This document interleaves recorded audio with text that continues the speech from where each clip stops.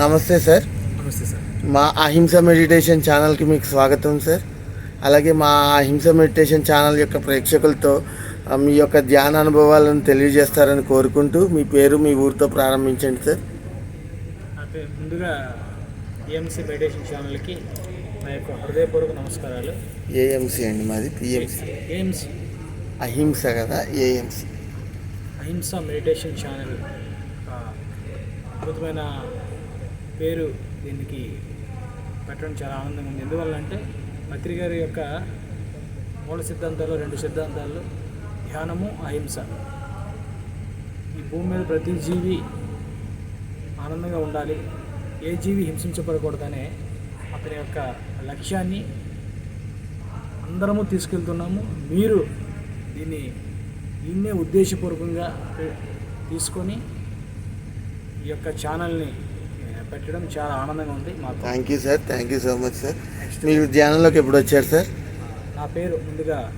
నా పేరు సంతోష్ కుమార్. ఓకే. మాది శ్రీకాకుళం జిల్లా, ఓకే, సిలగాం గ్రామం, కవిటి మండలం. ఓకే. నేను ఉండడం వైజాగ్లో ఉంటున్నాను. Okay sir. నేను సంగీతం నేర్చుకుంటున్నాను. Okay sir. శాస్త్రీయ సంగీతం. ఓకే. అలానే కొన్ని ప్రశ్నలు ఏముంటారు. మీరు ధ్యానంలోకి ఎప్పుడు వచ్చారు? ధ్యానంలోకి నేను 2013లో వచ్చాను. ఓకే. మీరు పొందిన తొలి అనుభవం ఏమైనా చెప్తారా సార్ మా ఛానల్ వద్ద? ముందుగా తొలి అనుభవం కన్నా ముందుగా ధ్యానంకి ముందుగా నా జీవితం, ధ్యానం తర్వాత నా జీవితం. ఓకే. ధ్యానం ముందు జీవితం ఉండేది, కానీ చిన్న చిన్న సంతోషాలే అవి ఆనందాలు అనుకునేవాళ్ళు. ఫ్రెండ్స్తో ఉండి, అందరితో ఉండి వాళ్ళు ఉండేవి మంచి ఆలోచనలే, కానీ ఇంకా ఉన్నతీకరణ ఆలోచనలు ఎందులో ఉన్నాయంటే ఆఫ్టర్ మెడిటేషన్కి వచ్చినాకే తెలిసింది నాకు. బిఫోర్ మెడిటేషన్, ఆఫ్టర్ మెడిటేషన్ చాలా హ్యాపీగా ఉన్నాను, ఏది ఉన్నా లేకపోయినా. ముందుగా పొందిన అనుభవాలు ఏంటంటే నేను వెళ్ళిన ధ్యాన కేంద్రం పేరు రాంపా పిరమిడ్. ఓకే. ఇక్కడ విజయనగరం జిల్లా అతను చంటి గారు ద్వారా నాకు ధ్యానం పరిచయం అయింది. అలానే మా ఫ్రెండ్ రాజు ద్వారా నాకు ధ్యానం పరిచయం అయింది. రాజు తారకేశ్ అని, వాళ్ళ ద్వారా ధ్యానం పరిచయం అయింది.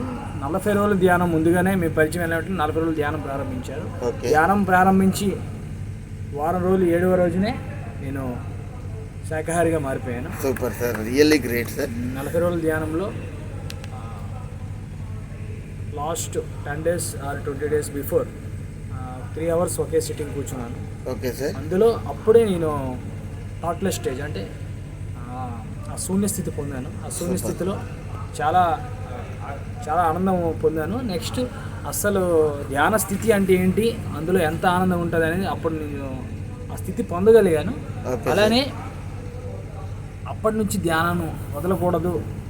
ఆ స్థితిని పొందిన తర్వాత ఆ స్థితి అందరికీ పంచాలి, ధ్యానాన్ని అందరికీ పంచాలి. ఎందుకంటే అసహ్య ఆనందం బయట లేదు, బాహ్య ఆనందం అది కొంతవరకే తాత్కాలికం, కానీ అంతరంగా పొందిన ఆనందం శాశ్వతం అని ఎప్పుడైతే తెలుసుకున్నానో ఈ ఆనందాన్ని అందరికీ పంచాలని ధ్యాన ప్రచారం కొన్నాళ్ళు చేసాం. తర్వాత ఈ ధ్యానాన్ని, ఈ జ్ఞానాన్ని ఎప్పుడు విడిచిపెట్టలేదు. Great sir, really great work sir. విశ్వశక్తి ధ్యానం చేసేటప్పుడు ఆ విశ్వశక్తి పొందేది థాట్లెస్ స్టేజ్లోనే జరుగుతుందని తెలుసుకోవడం జరిగింది. Okay sir. రియల్లీ చాలా గ్రేట్ ఎక్స్పీరియన్స్ సార్ మాకు మా ఛానల్ వారికి ఇచ్చారు సార్. ఇప్పుడు మనం ఇంట్లో కూర్చొని చేసే మెడిటేషన్కి, ఇలా పిరమిడ్స్ దగ్గరికి వచ్చి చేసే మెడిటేషన్కి ఏమైనా డిఫరెన్స్ తెలిసిందా సార్? చాలా డిఫరెన్స్ ఉందండి. ఇంట్లో మనకేంటంటే మన ఫ్యామిలీ మెంబర్స్, నెక్స్ట్ అక్కడ ఉన్న వాతావరణం, ఎందుకంటే వాళ్ళ ఆలోచనలు మన ఆలోచనలు అన్నీ అక్కడ మిక్స్ అయి ఉంటాయి. ఓకే. కాబట్టి అక్కడ ఉన్న మనం ధ్యానం చేసే కొద్దీ అంత ఫలితం ఉంటుంది. ఎప్పుడు మనం నిరంతర సాధన చేసి బయట వాతావరణాన్ని అంత మనలో దాన్ని మనలో తీసుకోకుండా ఉన్నప్పుడు అక్కడ ధ్యానం సెట్ అవుతుంది. అంటే ఇంకెవరూ లేరు మనతో మనం ఎక్కువ ఉన్నప్పుడు. కానీ అక్కడికి పిరమిడ్స్ తేడా ఏంటంటే ఇక్కడ వాతావరణం అంతా కూడా సేమ్ వాతావరణం. నెక్స్ట్ పిరమిడ్లో ఇంకా ఆల్రెడీ ఇంకా పిరమిడ్లో ధ్యానం చేస్తూ ఉంటారు కాబట్టి అందులో ఎనర్జీ ఉంటుంది. నెక్స్ట్ పిరమిడ్ దాన్ని డైరెక్ట్గా తీసుకోక పనిముట్లు లాంటిది. ఇప్పుడు ఏదైనా ఒక పని చేసినప్పుడు ఆ పనిముట్లతో ఏదైనా ఒక పని చేసినప్పుడు ఒక పనిముట్లు ఎలా అయితే యూజ్ చేస్తామో లేకుండా అవ్వదు. అలానే ఒక పనిముట్టు, ఒక పరికరం లాంటిది. అవును. ఆ పరికరాన్ని మనం అందులో చేసినప్పుడు చాలా ఈజీగా ధ్యానం కుదురుతుంది. అలాగే అక్కడ ఉన్న ఎనర్జీ కూడా ఎక్కువ మంది ఉంటారు కాబట్టి ధ్యానం చేసిన వాళ్ళు అక్కడ ఎనర్జీ కూడా ఉంటుంది. ధ్యానం చాలా బాగా పిరమిడ్లో కుదురుతుంది. Okay sir. అలాగే ప్రకృతిలో ఇంకా అద్భుతంగా కుదురుతుంది. Okay sir. సార్ ఇప్పుడు మనకి ఈ ప్రకృతి వ్యాలీ అంతా ఎలా అనిపిస్తుంది సార్? అద్భుతం అండి. ప్రకృతి వ్యాలీ అంటే అద్భుతం. ఎందుకంటే నేను ఇక్కడికి 2013 నుంచి అంటే వస్తున్నాను. 4-5 ధ్యాన చక్రాల నుంచి వస్తున్నాను. ఓకే. చాలా అద్భుతంగా ఉంటుంది ఇక్కడ ప్రకృతి వ్యాలీ. అందులో జగపతి రాజు గారి యొక్క అతని లక్ష్య ఆధ్వర్యంలో జరుగుతుంది. అతని లక్ష్యానికి ముందు హ్యాట్సప్ చెప్పుకోవాలి. Okay, great sir. చక్కగా ఇక్కడ సదుపాయాలు అంత లేకపోయినా సరే ఇక్కడ ఉన్న ప్రకృతిని చూసి మనం వచ్చేయాలి. Okay sir. ఎందుకంటే బయట ఇది లేదు, మనకి మన ఊర్లో లేదు. ఒక 10 రోజులు ఇక్కడ గడపడానికి వచ్చాం. చిన్న కొన్ని ఉంటాయి ఇబ్బందులు, వాటిని మనం అడ్జస్ట్ చేసుకుంటూ మనం ముందుకెళ్ళి మనం ఇక్కడికి వచ్చింది సైన్స్ తెలుసుకోవడానికి, స్పిరిచువల్ సైన్స్. మిగతా ఆటోమేటిక్గా ఉంటాయి. భోజనం అద్భుతమైన భోజనం. చిన్న వాటర్ స్పెషాలిటీస్ అవి కొంచెం తగ్గినాయి, కానీ అవి కూడా మనకి 3 పూటలు ఎలా చేసాం అలా చేసాం. కంప్లీట్ అయింది. అక్కడ వాగు ఉంది, అద్భుతమైన వాగు. అక్కడికి వెళ్ళి స్నానం చేసాం. ఇక్కడ సేతుపాడు వాటర్ ఫాల్స్ ఉన్నాయి. ఓకే. మనం ఓన్లీ బయటవే చూసుకుంటే మనం ఎప్పుడు ఎదగం. అవును. మనం ఎదగవలసింది ఎందులో? ఆధ్యాత్మికతలో. అవును. స్థాయి స్థితిలో మనం ఎదిగినా సరే మళ్ళీ అదే ఉంటాయి ఎప్పుడు. కానీ ఆధ్యాత్మిక ఎదుగుదల అంటే ఆధ్యాత్మిక ఎదుగుదల మనకు కావాలి. దానికోసం ఇక్కడికి వచ్చాం. ఆ యొక్క రసాన్ని మనం తీసుకోవడానికి వచ్చాం ఇక్కడ. Okay sir. సార్ ఇప్పుడు మనకి ఇక్కడ అరిటాకులు భోజనం సదుపాయం పెట్టారు కదా సార్ రాజుగారు, దాని గురించి ఏమైనా 2 మాటలు చెప్తారా? అద్భుతమండి. ఎందుకంటే మేమే సర్వీస్ చేస్తుంటాం. అంటే నేను ప్రతి డైనింగ్కి అక్కడ పూర్తిగా లేకపోయినా సరే భోజన సమయానికి వెళ్ళి వెళ్తాను. కంపల్సరీ చేస్తాం. అందులో అరిటాకు భోజనం ఎక్కడ కూడా ఇలా పెట్టరు. అవును. ఎక్కడ కూడా ఇలా పెట్టరు. పెట్టినా సరే ఎంత చక్కగా మనకి ఏం కావాలని అడిగి పెడుతున్నారంటే అది ఒకటే ఒక రీజన్. ఓకే ఆ సార్. హ్యుమానిటీని ధ్యానం వల్ల ఆ హ్యుమానిటీ వచ్చింది, ఆ మానవత్వం. లేకపోతే అది మామూలుగా వేసేస్తే వెళ్ళిపోతారు. ఏం కావాలి అడగరు. ఏం కావాలి మనకి అడుగుతూ మరి వేస్తారండి. ఎంతో కొంత విసుగుతారు, కానీ అది కూడా కొంత ఎనర్జీ డౌన్ అవడం వల్లే. పూర్తిగా మన ఎనర్జీ ఉన్నప్పుడు అందరికీ హాయిగా వడ్డించుకుని వెళ్ళిపోతాం. Okay sir. అరిటాకు భోజనం అద్భుతం. Okay sir. సార్ స్పిరిచువాలిటీకి రియాలిటీకి డిఫరెన్స్ ఏమైనా తెలిసిందా మీకు? స్పిరిచువాలిటీ అండ్ రియాలిటీ అంటే మీరు చెప్తున్నారు కదా ఆధ్యాత్మిక ప్రాపంచికం, దాని మధ్యలో ఉన్న డిఫరెన్స్ ఏంటంటే సార్, ఆధ్యాత్మికతలో మనం కళ్ళు మూసుకొని, అంటే ఆధ్యాత్మికత మీన్స్ ఒక పుస్తకం చదువుతాం, స్వాధ్యాయం, ధ్యానం చేస్తాం, అలాగే సజ్జన సాంగత్యం చేస్తాం. ఇవన్నీ చేసినప్పుడు ఎదురెదురుగా ఉండేవి ఏంటి? మీరు ధ్యానం చేసాం అనుకోండి, మనతో మనం ఉంటాం. స్వాధ్యాయంతో ఒక పుస్తకం, ఒక గురువు యొక్క వాక్క్షేత్రంతో ఉంటాం.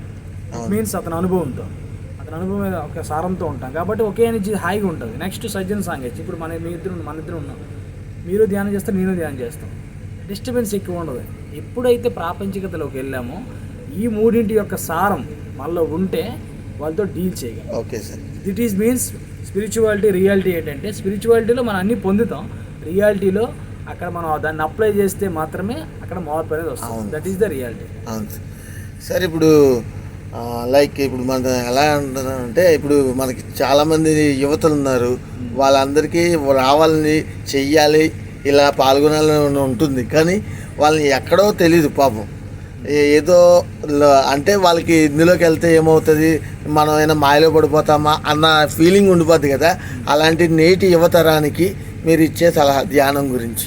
యాక్చువల్లీ యువతరానికి అలా ఉండడం, అది మీరు చెప్పినది అబ్సల్యూట్లీ రైట్. ఎందుకు అలా ఉందంటే, ధ్యానం గురించి అన్ని సంస్థల్లో డైరెక్ట్గా ఆధ్యాత్మికతను బోధిస్తారు. అవును. నెక్స్ట్ మన పాతకాలం యొక్క ఆధ్యాత్మికతను, పాతకాలం కొత్తకాలం ఏం లేదు, ఆధ్యాత్మికం డైరెక్ట్గా బోధిస్తారు. అవును సార్. మనం ఏం చేయాలంటే సొసైటీకి తగ్గట్టుగా వాళ్ళలో ఉండే కళ ఏంటి, కళని తీసుకొని నెక్స్ట్ ఇప్పుడున్న ఈ 3 సమస్యలు ఉన్నాయి. ఒకటి ఆర్థిక సమస్యలు, మానసిక సమస్యలు, ఇంకోటి సొసైటీ సామాజిక సమస్యలు 3 ఉంటాయి. అవును. ప్రతి మనిషిలో ఉంటాయి. అలాగే యువతలో ఎక్కువ ఉన్నాయి. అవును సార్. ఇప్పుడున్న చదువు పట్టి అయినా సరే, వాళ్ళ ఇంట్లో అయినా సరే ప్రాబ్లమ్స్, వాళ్ళకి పర్సనల్గా ప్రాబ్లమ్స్ ఏవైనా సరే వాటిని టచ్ చేసి వాళ్ళకి ధ్యానం చెప్పినప్పుడు, వీటి వల్ల మీరు ఇవన్నీ ధ్యానం వల్ల ఈ 3 మీరు బ్యాలెన్స్ చేయగలరు. బ్యాలెన్స్ ఏంటి, ఎదుర్కోగలరు. ఇప్పుడు ఛాలెంజెస్ ఉంటాయి, ధ్యానం చేసినా సరే ఛాలెంజెస్ ఉంటాయి, వాటిని ఈజీగా మీరు ఎదుర్కోగలరు అన్న చెప్పినప్పుడు వాళ్ళు ధ్యానంలో కంపల్సరీ వస్తారు. Okay sir. నెక్స్ట్ ఇక్కడ బయటకి మనకి ఇక్కడ ఏంటంటే ఇక్కడ అన్నీ ఉంటాయి. మన పిఎస్ఎస్ఎంలో pyramid spiritual society movement is a new age spiritual science movement. అవును సార్. కాబట్టి ఇందులో వచ్చినాక అందరూ కూడా ఆటలు, పాటలు, ధ్యానము, చదువులు, పనులు ఇవన్నీ కూడా మనలో ఉంటాయి. కాబట్టి కంపల్సరీ అందరూ కూడా దీని యువత అనేవారు అట్రాక్ట్ అవుతారు. Okay sir. సార్ మీకు ఇప్పుడు దాకా ఎప్పుడైనా థర్డ్ ఐ విజన్ లాంటివి కనిపించాయా సార్? లేదండి. ఓకే, మామూలు అంటే అనుభవాలు ఏమైనా వచ్చినాయా సార్? పత్రి గారితో కానీ లేకపోతే పత్రి వాళ్ళ మేడమ్స్తో కనెక్ట్ అవ్వడం లాంటివి కానీ ఏమైనా జరిగాయి? అలాంటివి ఏమి లేవండి. Okay sir. అంటే నేను చెప్తాను, అనుభవాలు ఏవి లేకపోయినా సరే ఈ మన దైనందిక జీవితంలో మన ఎరుగుతూ ఉంటూ అవును మిస్ అవుతుంటాం. ఎరుగుతూ ఉంటూ ఈ ఎరుక అనే పదానికి అర్థం మన నేటి యువతరానికి మా ఛానల్ ద్వారా తెలపండి. చాలా మందికి తెలియట్లేదు. కొంచెం మీకు తెలిసినంత వరకు నేటికి ఎరుక మీన్స్ ఏంటంటే మనం వెళ్ళే ఈ జీవితంలో, ఈ జీవిత ప్రయాణంలో ప్రతి క్షణాన్ని గమనించిన విషయం నుంచి నేర్చుకోవడమే ఎరుక. Okay sir. నాకు అంటే నేను తెలుసుకున్న నేను ప్రతి క్షణం కూడా ఒక మనిషి నుంచి అయినా ప్రకృతి నుంచి అయినా సరే ఎటువంటి విషయం మన మూమెంట్ ఏదైతే మూమెంట్ ఉందో దాని నుంచి నేర్చుకోవడమే ఎరుక. ఇంకా ఎరుకతో అనేది ఒక హై లెవెల్. ఎరుక మీన్స్ నీ సోల్తో నువ్వు కనెక్ట్ అయి ఉండడం. అవును sir. Right sir. Okay sir. Okay sir, thank you so much sir. మా యొక్క అహింస మెడిటేషన్ ఛానల్ స్టూడియోకి వచ్చి మీ యొక్క విలువైన ధ్యాన అనుభవాలని తెలియజేసినందుకు అహింస మెడిటేషన్ ఛానల్ ద్వారా మీకు ధన్యవాదాలు sir. Thank you sir. Thank you so much sir. Thank you very much అండి. మీరు కూడా నాకు ఈ అద్భుతమైన అవకాశం ఇచ్చినందుకు ఓకే సార్. మీ యొక్క ఛానల్కి ధన్యవాదాలు సార్. మీరు చేసే చిన్న సేవ ఏంటంటే యూట్యూబ్లోకి వెళ్ళి అహింస మెడిటేషన్ ఛానల్ ఆల్రెడీ నేను చేశాను. Okay sir. అంటే నా ఫార్మాలిటీ కదా, సబ్స్క్రైబ్ చేసి మీ బంధుమిత్రులందరితో కూడా దయచేసి సబ్స్క్రైబ్ చేయించండి సార్.